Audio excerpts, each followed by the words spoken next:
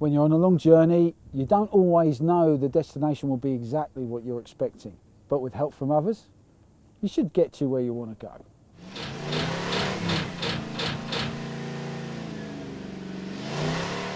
Earlier in the series, my master restorer, John Karl, took us through what will happen on a ground-up restoration.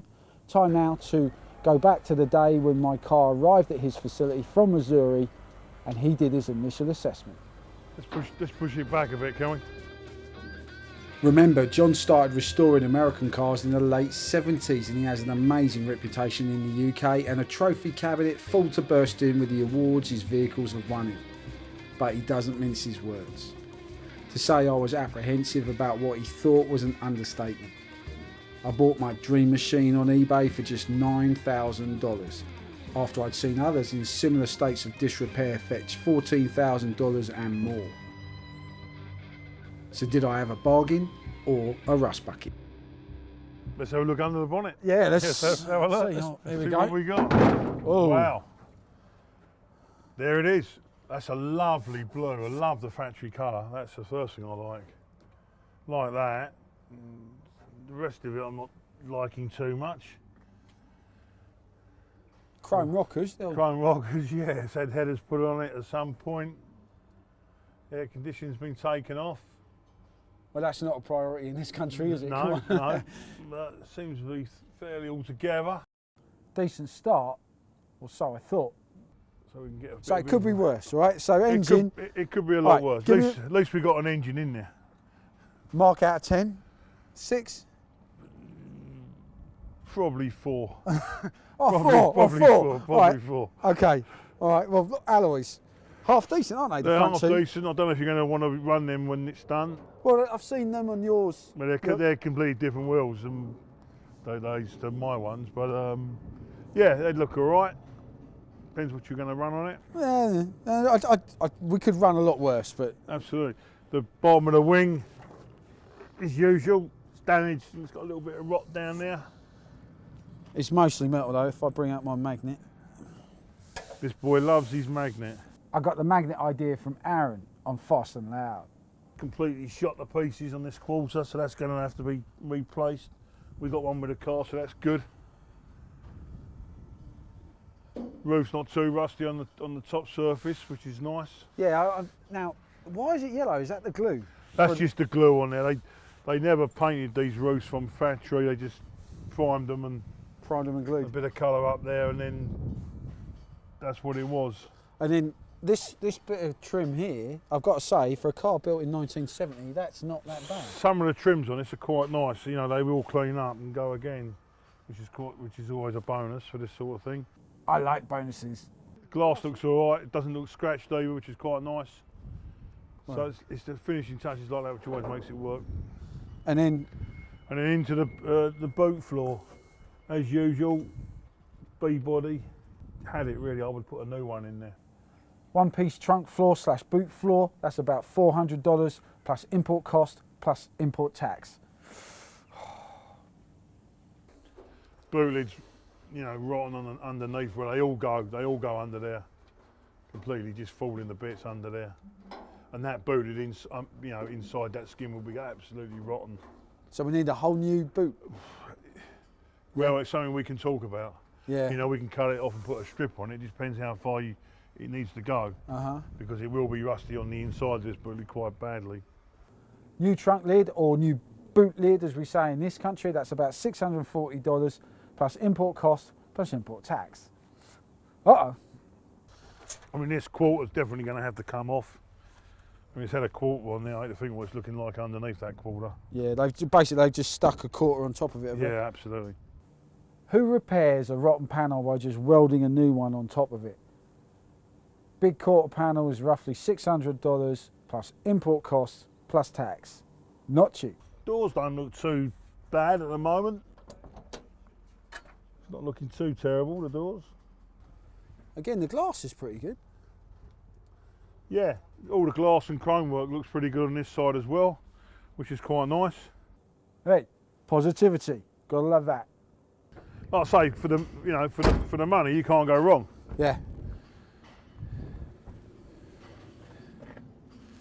And this side the same, you know, it's That wing looks better than the other yeah, one. this There's no wing looks dents in it. this wing looks a lot better than the other. And it's typical of a car that's been red oxide primed up. You know, it's hard to see beyond that, but Yeah. I'm sure that when it comes back from acid clean, we'll have a better look at it. Grill's broken in quite a few places, Yeah. so that's going to need quite a bit of work. Well, brand new one I looked at on the internet for $2,000. Yeah. So, I mean, that's the front of the car, that's the teeth, that's the smile. Yeah. I just have to do that. But Could be worse. it could be a lot worse. You know, overall, it don't look too bad. Congratulations, well done. So clearly my car has a few issues. We knew it would. It was bought as a project from Brian and Katie in Peculiar, Missouri. And we don't really know what it's hiding until we get it back from the acid dippers. The car will be acid dipped because we need to basically see what's left after all the Bondo and rust is eaten away. And that's what I'm really worried about. This was the beginning of my restoration journey with John, who of course has an amazing reputation, but I was learning to trust him because this is a guy that clearly loves American cars. Just decided that with a moment of madness, I'll get this place set up, and the rest is history, as they say. You know, I mean, I love just doing Mopar stuff. That's what I really do enjoy doing. So for me, that's where I'd like to be.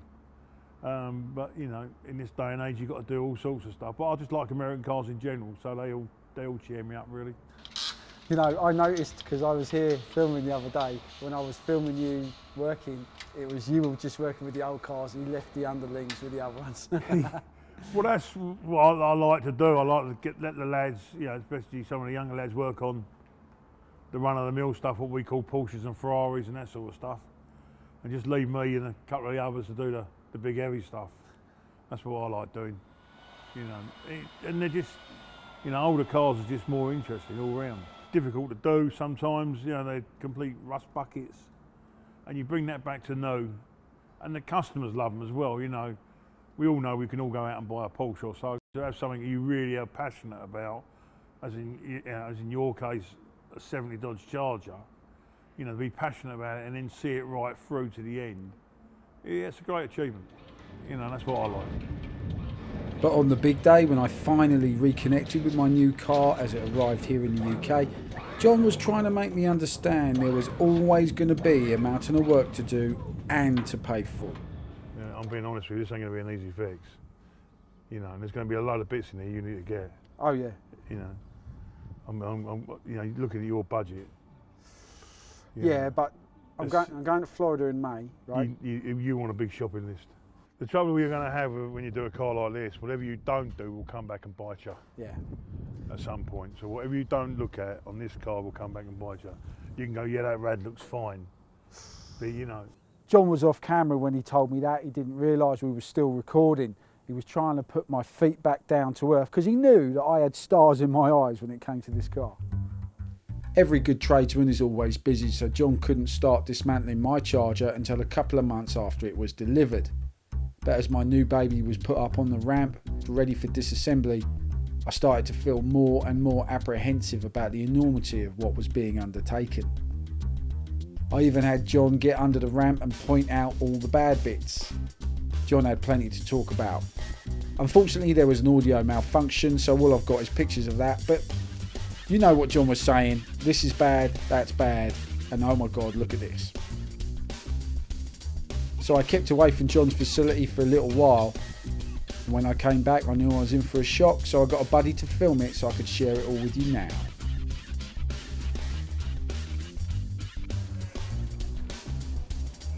The only way I recognise this is the patina on the side here on the quarter panel. I walked past it a moment ago and I was like, that's not mine, is it? And it is. It is mine.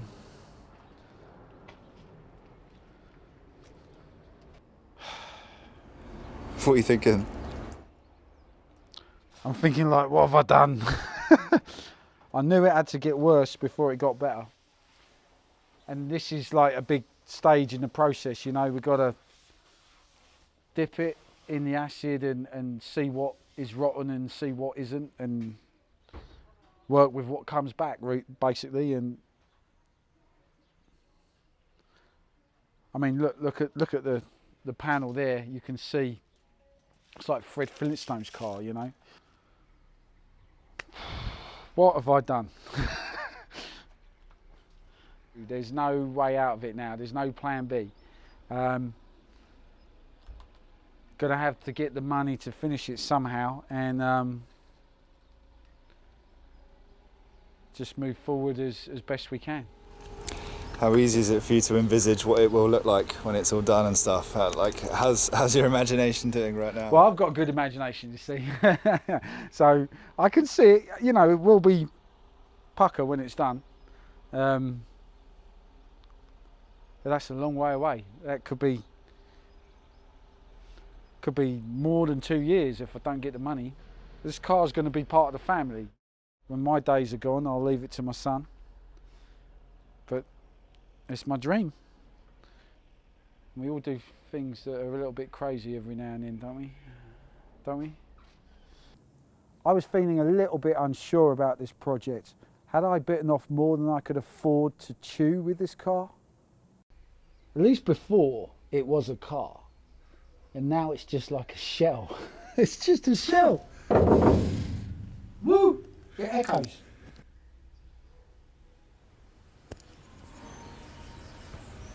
What kind of interior are you planning? What's it all going to look like inside?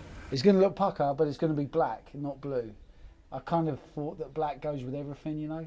And the blue interior that I had in it is cool, but because the outside of the car is going to be blue, I didn't want it all to be blue. Well, at least that's what I'm thinking the outside of the car is going to be at the moment. Just definitely didn't want to do it white.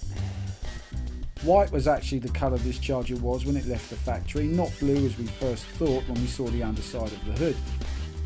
Funnily enough, John had restored a white 1970 Charger just a few years ago. I hate white. To me, it's the colour of ambulances and vans.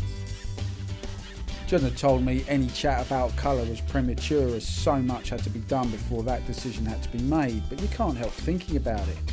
I'd considered a burgundy colour, a gold colour as a tribute to my dad who had a wonderful 3-litre Ford Capri when I was a toddler.